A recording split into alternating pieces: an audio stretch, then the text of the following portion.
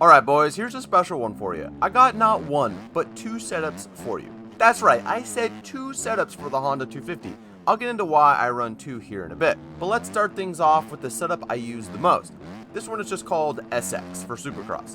And it will be in red on the right. Not the black on the left, the red one on the right. Don't screw that up. This tire combo is totally up to you. However, I do prefer the mid-soft in the front and the mid-soft 120 on the rear on this setup only. Like just this one. Yeah, I know it's kind of a weird setup, but it seems to work. For suspension, I pretty much just soften things up, and yeah, that's pretty much. It just slows everything down a little bit and not really much else. For gearing, you can pretty much do whatever you want, but the Honda seems to hit pretty hard in the mid, so I went down to a 49 just to kind of help smooth that power out, but still not too smooth. You know, you need that oomph, but yeah, the 49 seems to work. These geometry changes, I think, really help the bike be more stable, especially in the whoops, because when everything's so soft like I have it, it gets a little swanky. I don't know, swanky?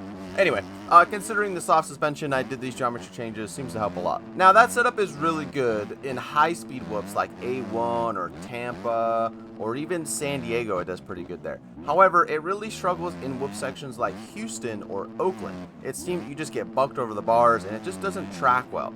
So I decided I would make another setup on Houston. So I have one called SX Houston, and it was because I could not get through the whoops on Houston, so I kind of scrapped my SX setup and made an entirely new one. But when I went back to Tampa, I wanted to run the previous Supercross setup. So that's why I'm giving you two, because it depends on the track. So here's the setup I used on Houston as well as on Oakland this past week, and I was able to qualify 11th in aerial qualifying. So for the tires, you'll notice I opt to run the 80 mid-soft in the front and the mid-soft regular in the rear. I don't know, man, it just seems to work with this setup. This is just what I do. I don't know. It works. You can run whatever tires you'd like though. In the front end, you can see I pretty much leave it unchanged with only an adjustment to the fork oil. The rear end, however, it's quite a bit different. Not crazy, but a little bit different. It's a lot more stiff.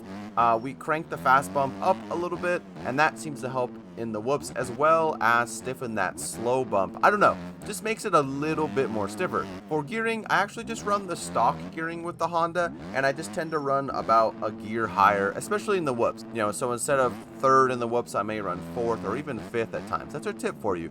Maybe consider if you're struggling in the whoops, click a gear up, and the entry to the whoops will help you a lot. On geometry, it's fairly similar to the other setup, with the big changes being a shorter swing arm and a lower rod line.